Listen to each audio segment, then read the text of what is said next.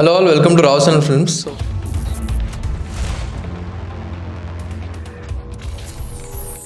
So ఈ సంక్రాంతికి పెద్ద సినిమాలే రిలీజ్ అయ్యాయి. సో దాని రిపోర్ట్ ఏంటో ఒకసారి మనం డిస్కస్ చేసుకుందాం. 3 సినిమాలు రిలీజ్ అయ్యాయి టోటల్గా. Game changer 10th, 12th Daaku Maharaj, మళ్ళీ 14th సంక్రాంతికి వస్తున్నాం. సో 3 హిట్ అయ్యా.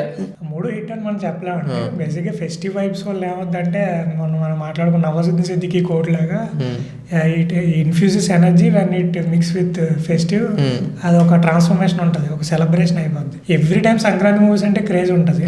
బట్ ఈసారి కొంచెం హై ఎక్స్పెక్టేషన్స్ తో వచ్చిన గేమ్ చేంజర్ కానీ, గేమ్ చేంజర్ 10th రిలీజ్ అయింది, 12th డాకు మహారాజ్ సితార్ ఎంటర్టైన్మెంట్స్, అది వచ్చేటప్పుడు దిల్ రాజు గారు, 14th సంక్రాంతికి వస్తున్నాం, అది కూడా దిల్ రాజు గారు. అయితే డాకు మహారాజ్ కూడా దిల్ రాజు గారు డిస్ట్రిబ్యూషన్ చేశారు. నన్ను అడిగితే ఈ సంక్రాంతిలో పాకెట్ మొత్తం డబ్బులన్నీ కూడా దిల్ రాజు గారికి వెళ్ళినట్టే. కానీ హిట్ విషయానికి వస్తే గేమ్ చేంజర్ కానీ మన డాకు మహారాజ్ కానీ చూస్తే ఎక్స్పెక్టేషన్స్ లెవెల్కి రీచ్ అయినట్టుగా నాకు ఇప్పటివరకు చూసిన ఇందులో అనిపించట్లేదు. అంటే గేమ్ చేంజర్ బడ్జెట్ కూడా చాలా పెద్ద ఎక్కువే కదా.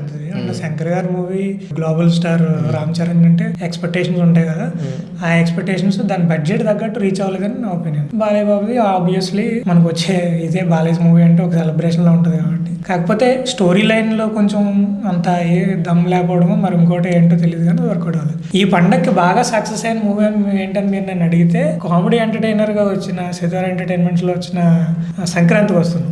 అనిల్ రావిపూడి గారు ఆయన ఫార్ములాని మళ్ళీ వాడి కొంచెం దాన్ని బాగా ఇది చేసి ఓన్లీ కామెడీతో ఆయన సక్సెస్ కొట్టాడు. అండ్ అది ఆల్మోస్ట్ కలెక్షన్స్ లో చూస్తే టాప్ లో ఉంది. ఆ రకంగా నన్ను అడిగితే ఈసారి ఈ పండక్కి దిల్ రాజు గారిని సేవ్ చేసింది అయితే కామెడీ ఎంటర్టైనర్ సంక్రాంతికి వస్తున్నాం. అంటే ఆయన జేబు నింపింది అయితే సంక్రాంతికి వస్తున్నాం. నేను చూసిన అనాలిసిస్ లో నాకు అనిపిస్తుంది. మూవీ అది కూడా స్టోరీ పరంగా మనం కొత్తగా గొప్పగా చెప్పుకోవడానికి ఏం లేదు కానీ, బట్ అవుట్ అండ్ అవుట్ మనకి ఏంటంటే ఒక కామెడీ అలా చూసుకుంటూ కామెడీ షో చూసినట్టు వెళ్ళిపోతూ ఉంటుంది. Family entertainment. వెంకటేష్ గారు యాక్టింగ్ మేము చూసుకుంటే ఆయన ఇప్పుడు ఇందులో ఒకటి బుల్లిరాజు అనే క్యారెక్టర్ యాడ్ అయ్యి తర్వాత అలా ప్రతిదీ కూడా ఒక జంజాల గారి ఫార్మాట్ లో.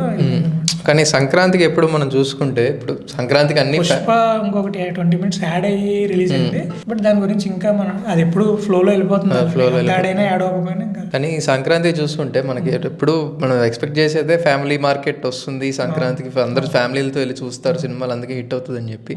సో అలాంటప్పుడు మనకి యాక్షన్, డాకు మహారాజ్ ఏమో కంప్లీట్ యాక్షన్, ఇది గేమ్ చేంజర్ కూడా యాక్షన్ డ్రామానే. సంక్రాంతికి వస్తున్నాం మాత్రం ఒక ఫ్యామిలీ ఎంటర్టైనర్ కామెడీ కింద జానర్ కింద వచ్చి. సో ముందు చూసుకున్నా సరే మనకి సంక్రాంతికి వస్తున్నాంకే కలెక్షన్స్ వస్తాయి, ఫ్యామిలీస్ వెళ్ళి చూసేస్తారు. అంటే సంక్రాంతికి ఎక్కువ వచ్చే ఆడియన్స్ ఎవరంటే ఫ్యామిలీ మెంబర్స్, హాలిడేస్ ఉండడం.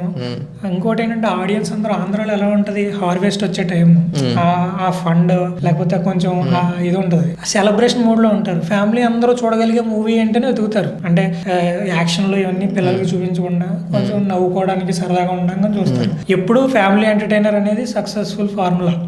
కానీ అలాంటి టైంలో కూడా మనం చిరంజీవి గారి సినిమాలు కానీ ఇవి కానీ కొన్ని యాక్షన్ మూవీస్ హిట్ అని సంక్రాంతి. బట్ స్టోరీ ఎంగేజింగ్, ఇది దాంట్లో ఎంత హై ఉంది, కమర్షియల్ ఎలిమెంట్స్ ఎన్ని ఉన్నాయి, ఇవన్నీ మ్యాటర్ చేస్తే అదేంటంటే ఈ ఓల్డ్ ఫార్మాట్లో తీస్తే మాత్రం ఇప్పుడు ఆడియన్స్ ముందు ఆడియన్స్ లా లేరు.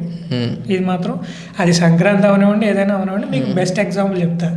లాస్ట్ సంక్రాంతికి గుంటూరు గారు రిలీజ్ అయింది, తర్వాత మన హనుమాన్ రిలీజ్ అయింది. హనుమాన్ గుంటూరు గారు బాగా ఎక్స్పెక్టేషన్స్ తో థియేటర్లు, దిల్ రాజు గారు ఒక రేంజ్ లో మనకి దొరికినాయి. హనుమాన్కి థియేటర్లు దొరకలా. కానీ తర్వాత చూస్తే మీరు స్టోరీ అండ్ టెక్నికాలిటీస్ దాని యొక్క వాల్యూని బట్టి మెల్లిగా అది తగ్గి ఇది పెరిగి దానికి ఇవ్వాల్సి వచ్చింది. అక్కడే ప్రూవ్ అయిపోయింది. అంటే ఇప్పుడు ఇందులో మహేష్ బాబు గారు సరిగ్గా చేయలేదు అది అని మనం అనొద్దు కానీ, కాకపోతే ఆ మూవీలో ఆ స్టఫ్ లేనప్పుడు అది పెద్ద సినిమా అయినా కూడా సంక్రాంతికి వచ్చినా కూడా మెయిన్ ఏంటంటే ఆడియన్స్ ఎంత ఎంగేజ్ చేసాం అనేది ఇంపార్టెంట్. అదే ఫార్ములా వర్కౌట్ అవుతుంది. మీరు అన్నట్టు ఫ్యామిలీ డ్రామాలు, కామెడీ ఎంటర్టైనర్లు సంక్రాంతికి పర్ఫెక్ట్ ఇది.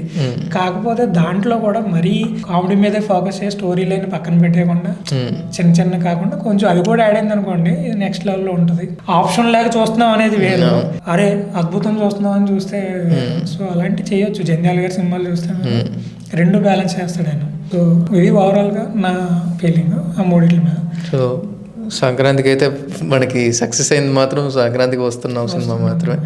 సో అదండి యాక్షన్ డ్రామా కాకుండా కామెడీ ఎంటర్టైనర్స్ సంక్రాంతికి హిట్ అవుతున్నాయి. ఇప్పుడు ఆడియన్స్ కూడా మన యాక్షన్ చూసి అలసిపోయినట్టున్నారు జనాలు. సో ఆ కామెడీ సినిమాలు ఇంకా వస్తాయి అనుకుంటున్నాను నేను. ఆ యాక్షన్ కూడా కొంచెం రియలిస్టిక్ గా ఉంటే వర్కౌట్ అవుతుంది. పాత రోజులలో కొంచెం ఎగ్జాజరేటివ్ యాక్షన్స్ ఇవన్నీ పెడితే ఎవరు చూడలేదు. అంటే RRR లో ఫస్ట్ ఫైట్ చూడండి ఎంత రియలిస్టిక్ గా ఉంటుందో, ఆ ఎంగేజింగ్ ఉంటుంది.